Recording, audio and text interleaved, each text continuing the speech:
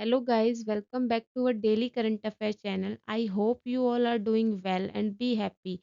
Now we will start the current affair of 3rd January 2026.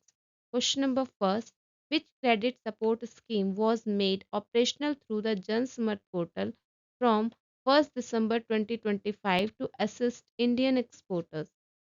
दिसंबर 2025 से जन समर्थ portal के माध्यम से कौन सी योजना लागू की गई है जो निर्यातकों को सरकारी गारंटी क्रेडिट प्रदान करती है? Option A is market access support, option B is export promotion mission, option C is credit guarantee scheme for exporters, या फिर option number D production linked incentive PLI scheme. Right answer is option number C is the correct answer. Credit guarantee scheme for exporters. ये जो scheme है ये किस department के under आती है?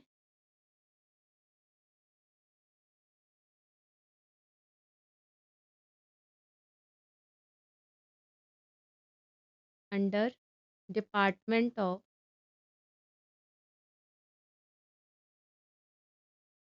फाइनेंशियल सर्विसेज अंडर आता है.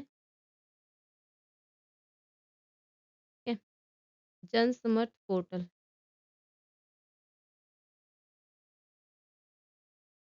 और जन समर्थ पोर्टल ने ये स्कीम स्टार्ट. अब होगा क्या इसके अंदर? जो एमएसएमई हैं और जो गैर एमएसएमई हैं उन निर्यातकों को अतिरिक्त और बिना कोलेट्रल लोन पर सरकारी गारंटी देता है 100% की, ताकि उनकी जो लिक्विडिटी बढ़ जाए और व्यवसाय जारी रहे. पहले महीने में 8,500 करोड़ रुपीस की आवेदन राशि प्राप्त हुई. Next question, question number second. Which city hosted the ninth Siddh Day celebration organized by the Ministry of Ayush in January 2026? नौवें सिद्ध दिवस का आयोजन जनवरी 2026 में किस शहर में किया गया था? Option are, option A is Chennai, option B is Madurai, option C is Bengaluru, option D is Thiruvananthapuram. Right answer is option number A is the correct answer, Chennai. Chennai में कहाँ पर? Eight कलाइवनार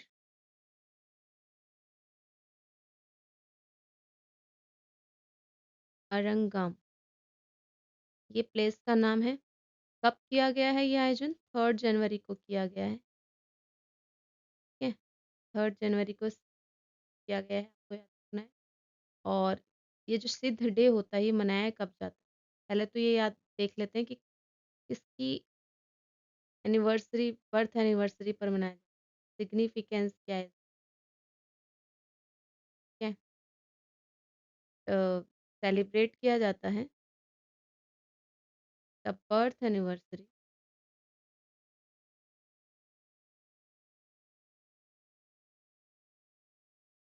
of sage Agastya. Agastya ऋषि जो हैं उनकी याद में ये याद मनाया जाता है. इनको ही हम क्या कह रहे हैं? ये ऋषि अगस्त्य जी को हम क्या कह रहे हैं? Known as the father of Siddha medicine. ठीक है, और इनकी बर्थ एनिवर्सरी होती कब है? 6 जनवरी को. बट चेन्नई में इसे 3rd जनवरी को ही मना लिया गया है. और इसकी थीम क्या है? इस डे की थीम है सिद्ध फॉर ग्लोबल हेल्थ. सिद्ध फॉर ग्लोबल.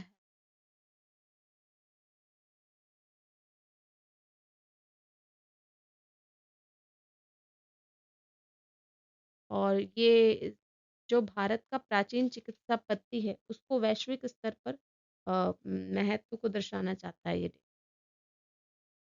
Next question.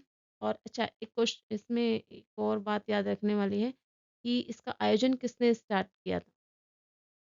तो भारत के उपराष्ट्रपति ने ये कार्यक्रम का उद्घाटन किया था. ये भी आप याद रखना. Next question, question number third.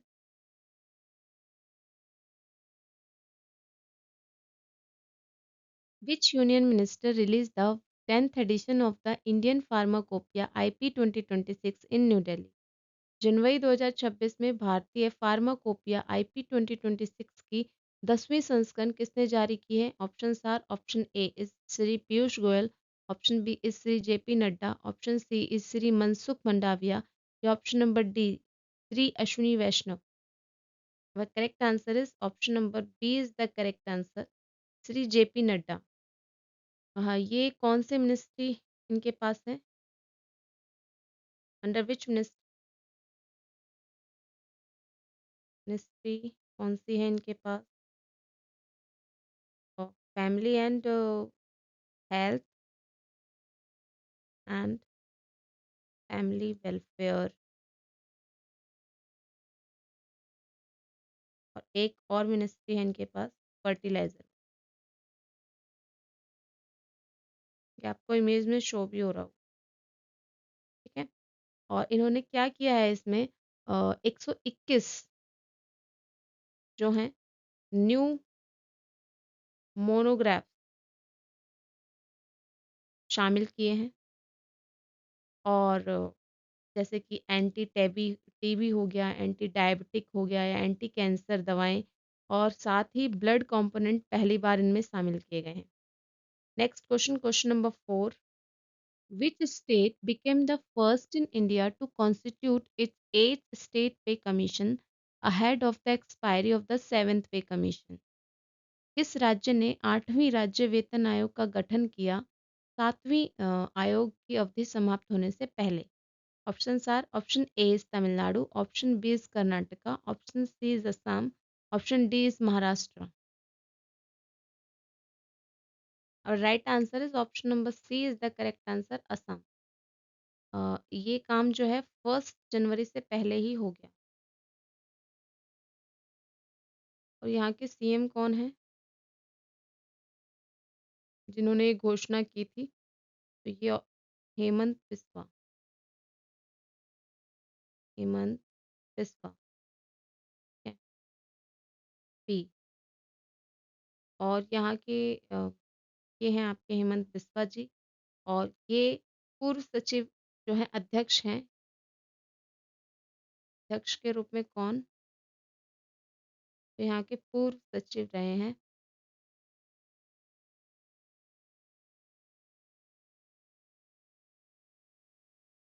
Subhash दास, ठीक है। और इसका एम क्या है? इसका एम है रिवाइज करना सैलरी अलाउंस और pension for the state employees and pensioners in the timely manner. तो रिवाइज करना है जितने भी सैलरी रिलेटेड, अलाउंस से रिलेटेड और पेंशन से, ठीक है। Next question, question number 5। Which organization disbursed 45 lakh rupees to Red Sanders farmers under the Access and Benefit Sharing ABS framework in January 2026? जनवरी 2026 में रेड सैंडर्स किसानों को एबीएस के तहत 45 लाख रुपए किसने वितरित किए हैं? Option are, option A is National Afforestation Programme, option B is Ministry of Environment Forest and Climate Change, option C is Andhra Pradesh Forest Department या option number D National Biodiversity Authority. Correct answer is right, D National Biodiversity Authority, ठीक है।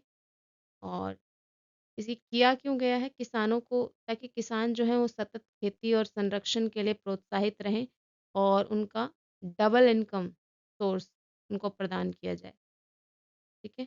तो दो दो reason है यहाँ पे। एक तो आपका legal cell to produce the benefit sharing payments while promoting the biodiversity, तो बायोडाइवर्सिटी को लेके, ठीक है। और एक डुअल इनकम को लेके।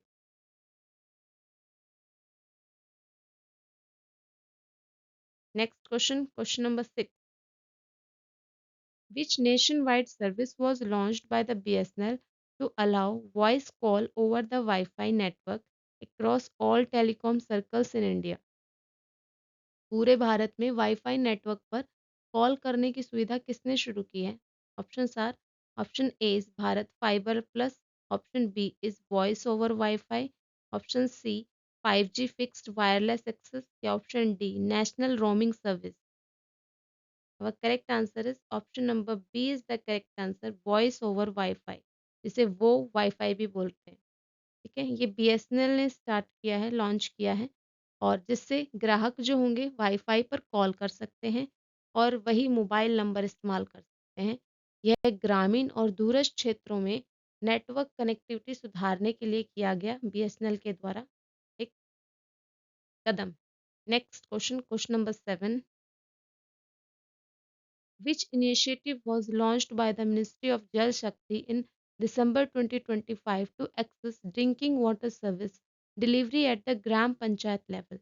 किस मंत्रालय ने दिसंबर 2025 में ग्रामीण स्तर पर पेयजल सेवाओं का मूल्यांकन करने के लिए जल सेवा आकलन लॉन्च किया है?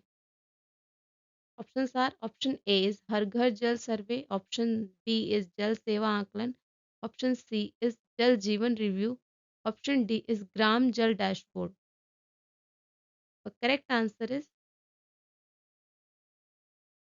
जल Seva Aakalan. Option number B is the correct answer.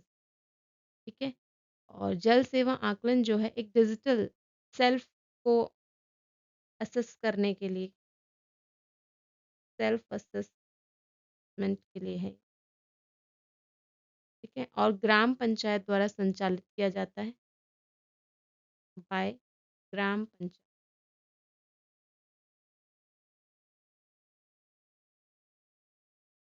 और यह गाँवों में जो पेयजल सुविधा है, सेवाएँ जो दी जा रही हैं, उसकी गुणवत्ता और कार्यक्षमता की निगरानी करता है और ग्राम सभा में चर्चा के बाद सार्वजनिक इसको किया जाता है.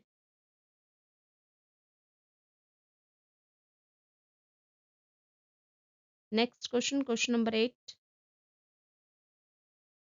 Which humanitarian operation was launched by the India to provide relief to Sri Lanka after cyclone Ditwa in 2025? Bharat ने साइक्लोन डिटवा के बाद श्रीलंका में मानवीय सहायता देने के लिए कौन सा ऑपरेशन स्टार्ट किया है? Option are, option A is Operation Samudra Setu, option B is Operation Maitri, option C is Operation Sagar Bandhu या option D Operation Rahat. The correct answer is option number C is the correct answer, Operation Sagar Bandhu. ठीक है, अब आप, श्रीलंका जो है आपका नेबर कंट्री है अपना, और नेबर को हम क्या कहते हैं? बंधु कह सकते हैं.